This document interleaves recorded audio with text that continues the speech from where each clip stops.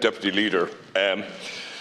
Yesterday morning, the Women of Honour were interviewed on RTE Morning Ireland, and they set out very clearly their opposition to what's going on with respect to the drafting of terms of reference for an investigation into the allegations, and I stress the word allegations, that were brought forward by the Independent Review Group.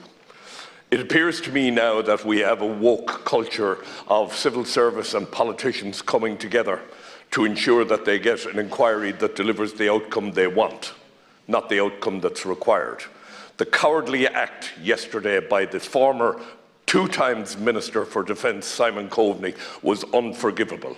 Coming out talking about the culture of the Defence Forces and the need for radical change when he was Minister twice, when he was responsible for the appointment of an Assistant Secretary-General in the Department of Defence for Human Resources. What policy was brought forward by that person being paid $146,000 a year over his term in that role? He's now gone. What policy did he bring forward? What policy have the Defence Forces ever refused to implement? We're in the middle of a lynching party. I come from Galway. I know what lynching is about. So to hell with the evidence. We had a senator speak here last week about he, a criminal lawyer, said, "I accept without question the report of the Independent Review Group."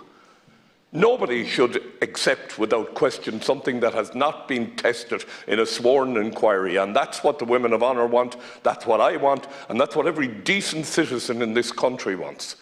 But instead of that, it's much easier to stand up and throw rocks at people who cannot defend themselves. It is widely known the Defence Forces cannot speak publicly on anything that's said about them. So we have people who are really angry, who have no right of reply, and we have politicians coming together with civil servants denying the type of investigation.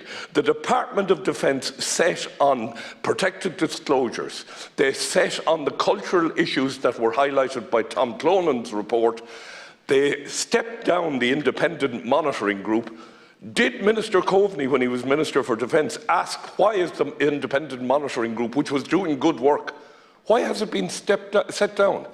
I really find it very, very difficult that nobody in this House is willing to stand up and say, let's have the statutory inquiry and then let's put those who are to blame, put them front and square in the centre and make them pay for what they did. But by standing up and having a go at the entire organisation, it is brutally unfair, and I reject it. Yesterday at Arbour Hill, the number of people who came to me and said, thank you, at least one person spoke out in our favour. I served with Defence Force people, decent, honest, hard-working people. I did not serve with women. I have no idea what happened when women came in.